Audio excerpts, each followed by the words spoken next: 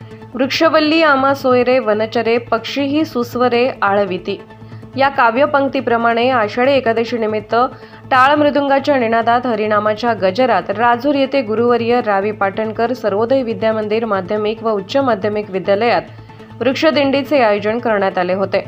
NCC पथक हरितसेना वारकऱ्यांच्या वेशभूषेत हातात झेंडे डोक्यावर तुलसी वृंदावन ज्ञानोबा माऊलीचा एकच गजर करत वृक्ष लावा दारोदारी समृद्धी होईल घरोघरी झाडे लावा झाडे जगवा पर्यावरण वाचवा आदी घोषणा देत पालखी सोहळ्याने संपूर्ण राजुरी नगरी दुमदुमले।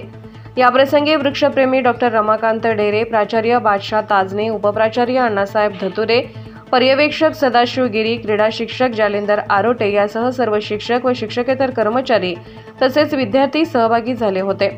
यावेळी डॉक्टर रमाकांत ढेरे यांनी प्रबोधन करताना झाडे हे आपले जीवनाचे सार आहे। प्राणी, पशु, मानव आदींना आपल्या छायेचा आश्रय देतात। झाडाशिवाय पृथ्वीवरील जीवनाची कल्पना करणे अशक्य आहे। म्हणूनच प्रत्येकाने किमान दरवर्षी एकतरी झाड लावा हीच पांडुरंगाची वारी असल्याचे विचार व्यक्त केले। विद्यालयाचे नवनिर्वाचित प्राचार्य बादशाह ताजने यांनी उपस्थितांचे स्वागत करत झाडे ऑक्सिजन पुरवून हवेची गुणवत्ता सुधारतात, शुद्ध प्राणवायू देतात, पर्यावरणाचा समतोल साधला जातो, त्यासाठी झाडे लावा झाडे जगवा असे आवाहनही केले। वृक्षदिंडी पालखी सोहळ्यामध्ये कला शिक्षक रावसाहेब पांडे व किशोर देशमुख यांच्या कल्पकतेतून विठ्ठल रुक्मिणीची वेशभूषा केलेले विद्यार्थी खास आकर्षण ठरले।